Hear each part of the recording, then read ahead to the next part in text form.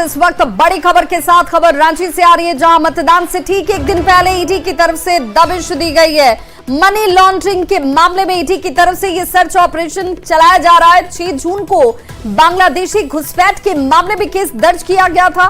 बांग्लादेशी घुसपैठ के इसी मामले में ईडी की तरफ से ताबड़तोड़ एक्शन लिया जाता हुआ, जिसमें झारखंड और बंगाल में 17 ठिकानों पर ईडी की तरफ से सर्च ऑपरेशन चलाए जा रहे हैं। बरियातू के बाली रिजॉर्ट में भी ईडी की टीम की तरफ से रेड इस वक्त चलाया जाता हुआ। तो मनी लॉन्ड्रिंग मामले में ईडी की तरफ चुनाव से ठीक पहले ईडी की दबिश बढ़ गई है और हम इस समय मौजूद हैं राजधानी रांची के बरियातू इलाके में, जहां आप देख सकते हैं कि होटल स्काई लाइन में इस समय ईडी के अधिकारी पहुंचे हुए हैं। लगातार होटल के कर्मचारियों से पूछताछ चल रही है। होटल स्काई लाइन के ठीक बगल में आसवी डायग्नोस्टिक सेंटर है, जहां प्रवेश द्वार पर आप देख सकते हैं कि सुरक्षाकर्मी मौजूद हैं। फिलहाल किसी को भी यहाँ पर आने की इजाज़त नहीं है और बताया जा रहा है कि सुबह से ही पश्चिम बंगाल और झारखंड के कुल 17 ठिकानों पर एक साथ ईडी की दबिश बढ़ी हुई है। और आपको बता दें कि पूरा मामला जो है बरियातू थाना क्षेत्र से जुड़ा हुआ है, जहां कुछ महीने पहले कुछ बांग्लादेशी लड़कियां पकड़ी गई थी। इसको लेकर बरियातू थाने में मामला भी दर्ज हुआ था और ईडी ने इस मामले को टेक ओवर किया था। अब उसी मामले को आगे बढ़ाते हुए अब ईडी की छापेमारी चल रही है। होटल में कर्मचारियों से पूछताछ किया जा रहा है। बताया जा रहा है कि मामला मनी लॉन्ड्रिंग से भी जुड़ा है और सबसे बड़ी बात है कि तमाम कॉन्टैक्ट्स को खंगाला जा रहा है। साथ ही ये जानने की कोशिश की जा रही है कि इस मामले के तार कहां जुड़े हैं। बता दें कि बांग्लादेशी से जो लोग यहाँ झारखंड में प्रवेश कर रहे हैं बांग्लादेश से, उसको लेकर झारखंड की राजनीति में पहले से ही काफ़ी चर्चा चल रही है। ऐसे में पुलिस के साथ साथ जो स्थानीय पुलिस है बरियातू थाना की, वो तो लगातार इस मामले में जांच में जुटी हुई है। लेकिन जब से ईडी ने इस मामले को टेक ओवर किया है, जांच में तेजी आ रही है। कई ठिकानों पर एक साथ छापेमारी भी चल रही है। अब देखना होगा कि इस मामले के तार और कहां जाकर जुड़ते हैं।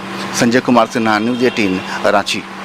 और इस बड़ी खबर पर इस वक्त हमारे साथ सीधे रांची से संवाददाता संजय सिन्हा जुड़ रहे हैं। संजय, चूंकि ईडी की तरफ से इस मामले को टेक ओवर करने के बाद जांच की रफ्तार नजर आती है, लेकिन अब तक की जांच में किस तरह की जानकारी सामने आ रही है? क्योंकि झारखंड के भी कई लोकेशन से जहां इस वक्त रेड चल रही है।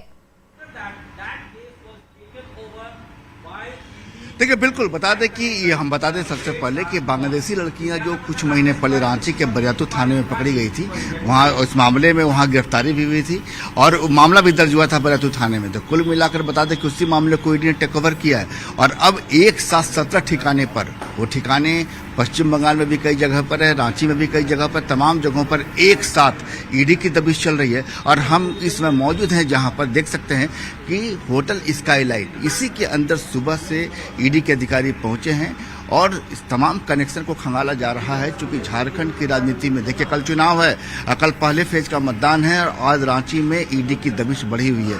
तो ऐसे में समझ सकते हैं कि जो राजनीति में जो संथाल का जो मुद्दा था, वो मुद्दा कितना, सिर्फ बांग्लादेश एक शब्द है, उस शब्द से मुद्दा कितना गहरा गया आप समझ सकते हैं। मुद्दे तो इसमें कि घुसपैठ का भी मुद्दा है, लेकिन यहाँ जो मुद्दा है कि बांग्लादेशी लड़कियां रांची में पकड़ी गई थी, जिसके पास ये खबर ही फैली कि रांची में भी अब घुसपैठ हो चुका है, तमाम लोग, कई लोग बच चुके हैं। तो ऐसे में जो बांग्लादेशी लड़कियां जैसे ही पकड़ी गई, इसमें मनी लॉन्ड्रिंग का भी मामला सामने आया और तमाम मामले को देखते हुए ईडी ने उसी समय मामले को टेक ओवर कर लिया। बिल्कुल संजय, अब देखना होगा कि जब जैसे ही ये जांच पूरी होती है, जब ये रेड कंप्लीट होती है, तो उसके बाद किस तरह की जानकारी सामने आती है, क्योंकि एक बड़ा और गंभीर विषय जिस पर लगातार सियासत भी झारखंड की गर्म होती हुई नजर आ रही है।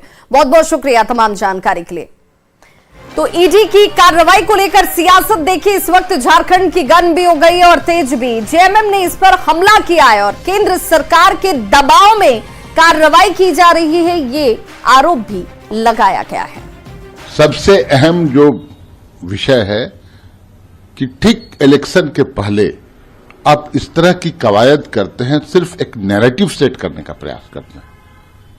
अभी तक के जो भी कवायद केंद्रीय एजेंसियों ने किया है, कहीं कोई न जब्ती है, न कुछ मिला, न कुछ स्टैब्लिश कर पाए ये लोग, लेकिन केंद्र सरकार का दबाव